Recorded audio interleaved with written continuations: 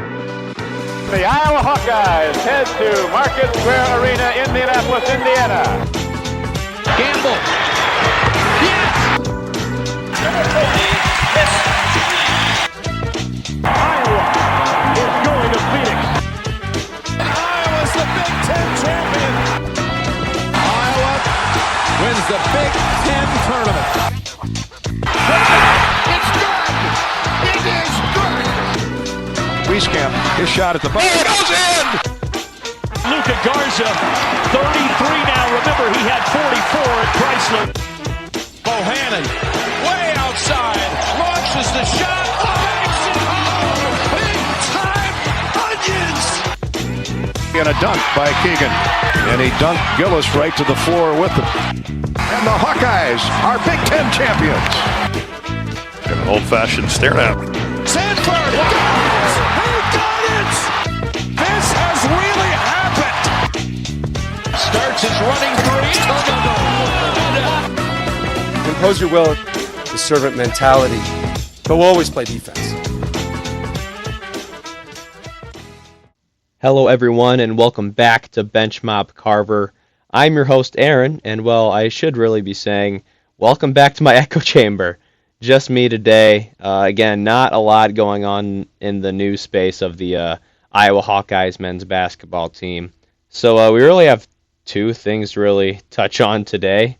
The season, I believe, is 11 days away? 11 days away.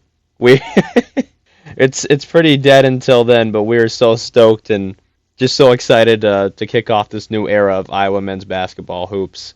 And kicking things off, we have a secret scrimmage today, actually. It is Friday, October 24, 2025, and the Iowa Hawkeyes men's basketball team have a, if you want to call it exhibition, you want to call it preseason game, you want to call it a secret scrimmage, just a scrimmage, call it what you want. We're taking on Texas Tech today, and whatever that means, I'm sure it'll mean about the same thing it meant against St. Louis.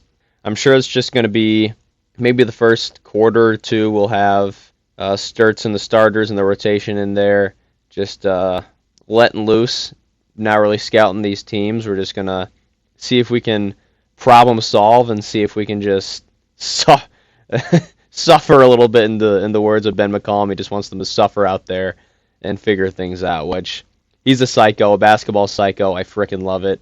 I, too, am a basketball psycho, basketball sicko, so I want us to, before the actual real game start, I want us to suffer as much as possible so that once we get to the games are going to feel a little bit easier.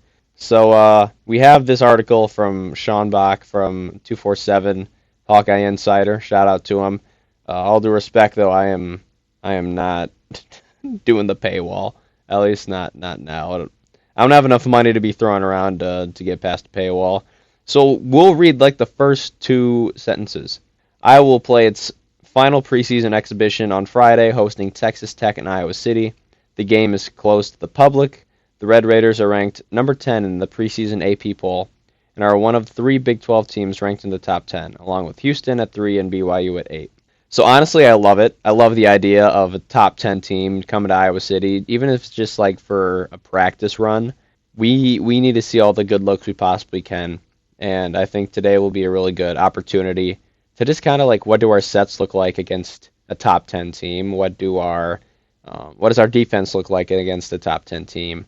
What are things we need to improve here in the next 11 days before the real season tips off, and especially before we get to like who's our first, I'm not going to say a real team, but who's our first Power 5 Big East team? Xavier.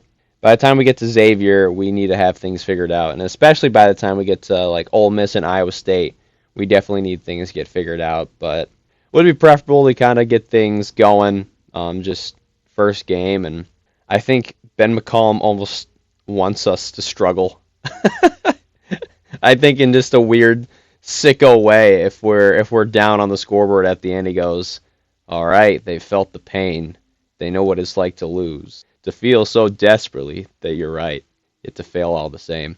And yeah, I think just being pushed against a top 10 team as good as Texas Tech, that's gonna do wonders for our guys, I think. Some things I'm excited for is, even though we're not going to see it, like seeing Cale Combs against a really good player one-on-one, and Bennett Sturts, what can he do against a top 10 team? And we've seen him do wonders against Missouri, and obviously, when Drake played Missouri, Drake played Texas Tech, they hung with him. That was with a bunch of D2 guys. So I'm pretty excited to see maybe if there's a little bit of payback in the back of the mind. Obviously, it's only an exhibition or a secret scrimmage, whatever you want to call it, but I guarantee these guys who were on Drake last year would like to get a little bit of payback for the way their season ended last year. So that's really the big thing we got for the exhibition.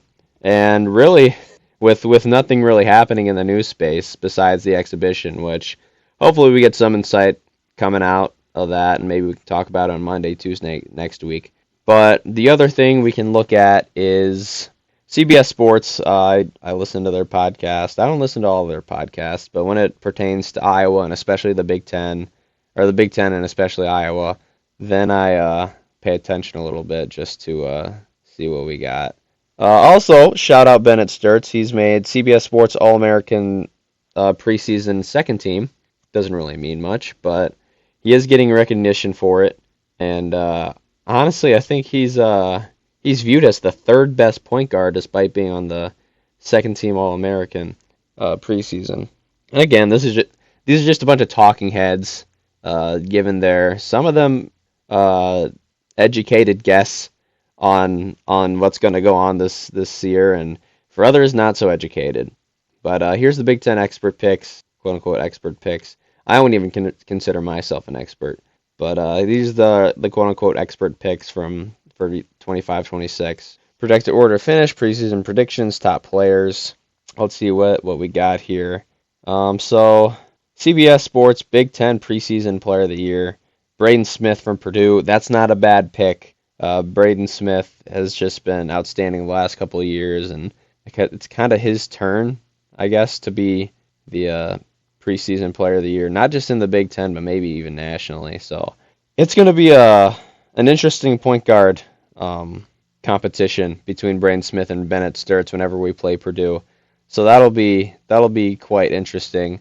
I think they have a little bit of a different play style. Obviously, Braden Smith is much more of a just pure playmaker. Not that Bennett Sturts is not a pure playmaker, but Bennett Sturts, I think, can score a little bit better, and Braden Smith can pass a little bit better. But yeah, that should be exciting for Purdue and what they got. Preseason freshman of the year, Kane Mingo from Penn State. Wow, Penn State might be getting up there if they can keep this recruit going on.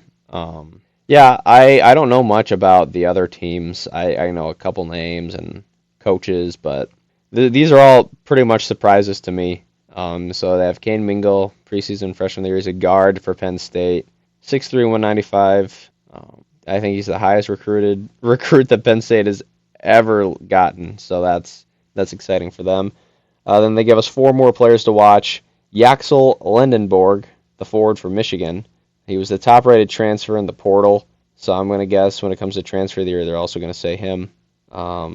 Big guard, can rebound, can hit threes, push heads in transition, all that fun jazz. They also want to take a look at Trey Kaufman-Wren, forward from Purdue. He's 6'9", soft hands, plays with both power and finesse. I don't know why I'm even reading through this like that. Nate Biddle is a center from Oregon. Could also be a good transfer. John Blackwell is a guard from Wisconsin.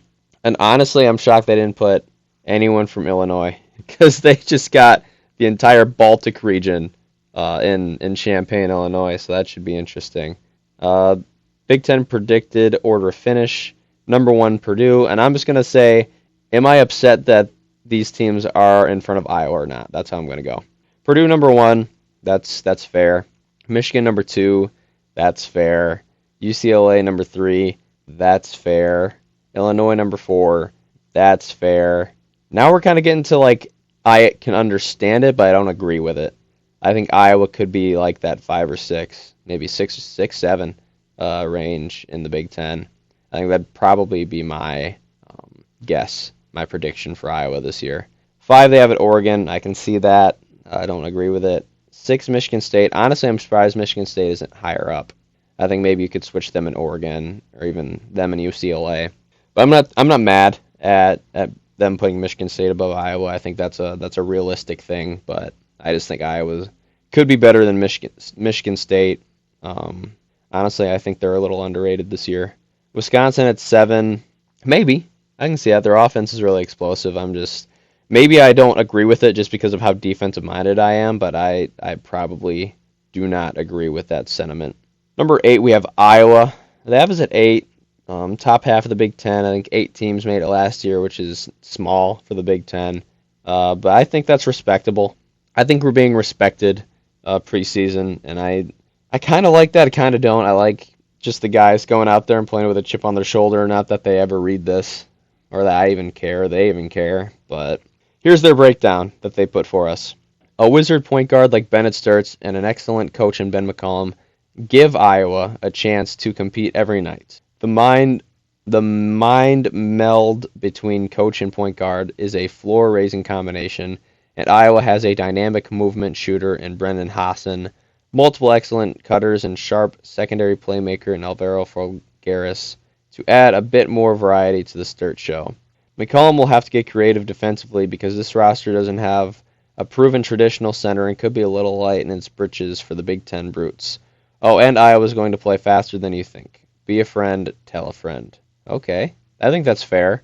I do think the play style of the Big Ten, not that it's bad, and I do like just pound and ground type of basketball, but you almost just have to focus on the tournament more than the Big Ten, just because obviously the way the Big Ten's played hasn't produced a national championship in a quarter century.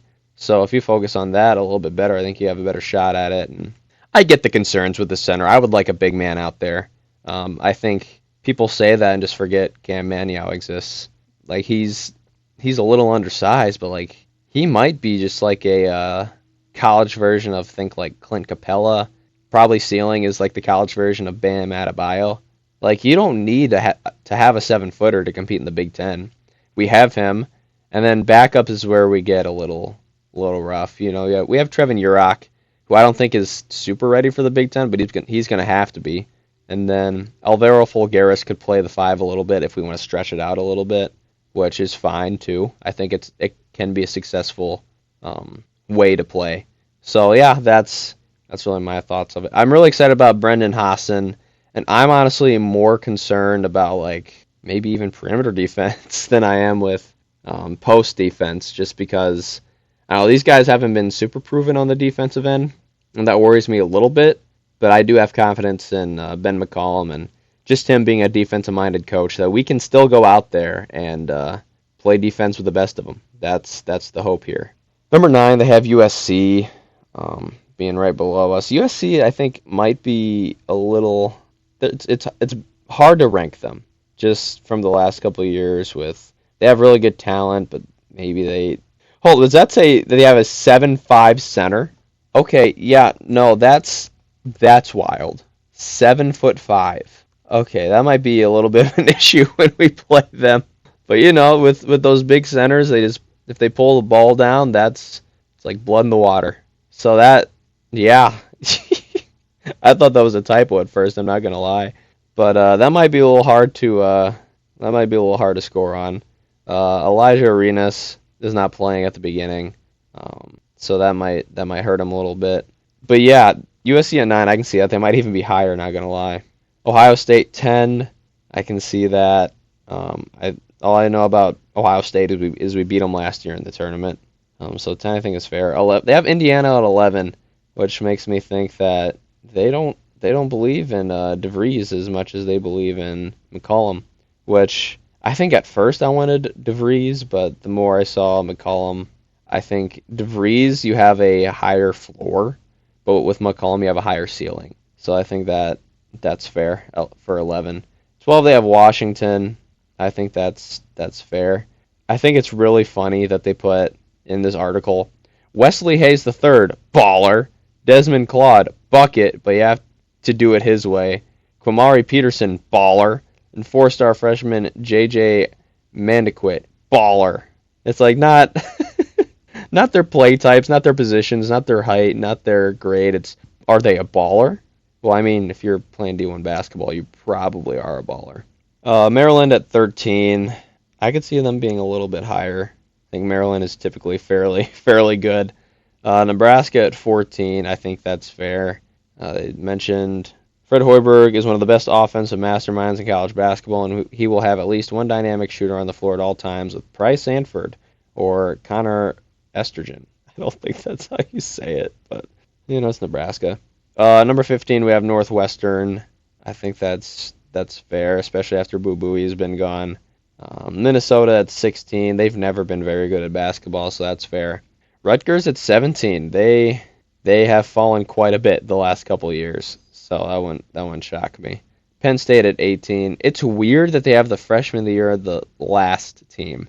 I'm not saying that like a freshman of the year has to be like an elite team, but like even at like 14, 15, I think that should be able to raise your floor to that, but we'll see. Maybe the entirety of the rest of the roster is not that good.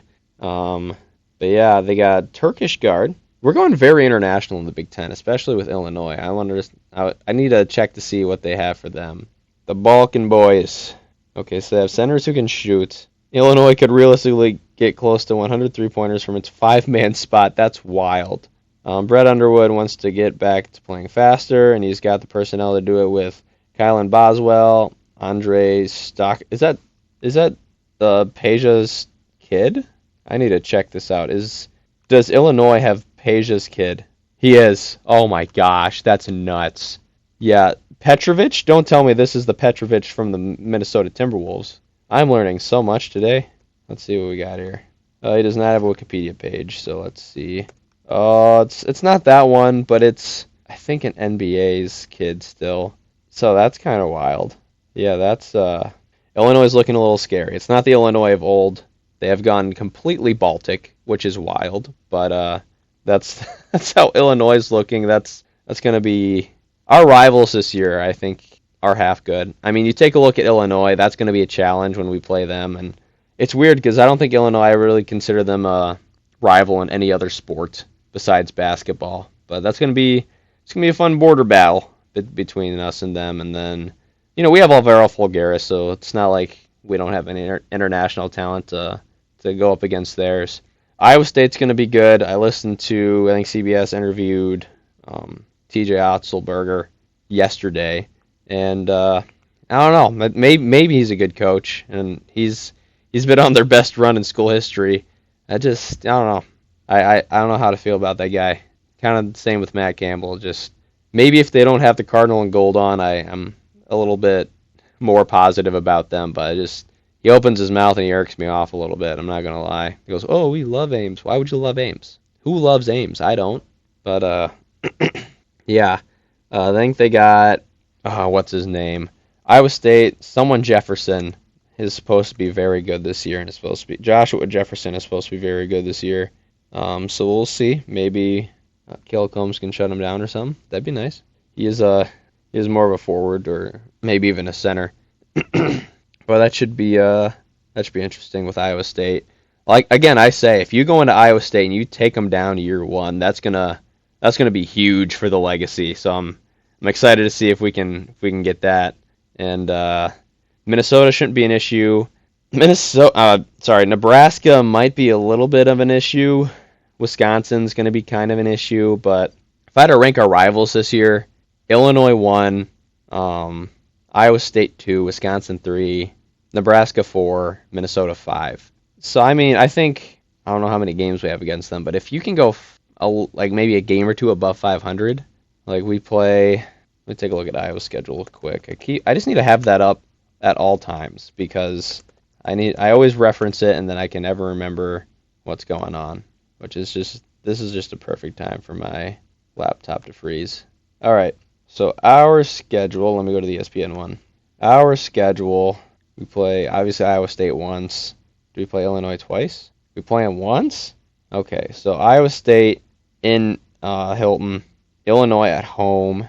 I think Nebraska's the only team we played twice, and we should be able to beat them twice. So if we beat them twice, beat Minnesota once, so I think we only play them once. Then we have 2 other rivalry games, or What am I missing? Wisconsin. 3 more rivalry games. If we can go a game above 500 in our rivalry games, that'd be preferable. I would love that. But yeah, that's. Oh, sorry, that's my laundry timer, and I need to get going to work. I think I have to head out in like 10 minutes. So with that, again, not a super active time in men's college basketball, but give that a week and a half, and we are so back. But yeah, we'll see how the scrimmage goes, and we'll talk a little bit about that. Might have some fun stuff coming up in the next week or two before tip-off. But yeah, with that, thank you everyone for tuning in to Bench Mob Carver. Hope you have a fantastic weekend. God bless, and go Hawks.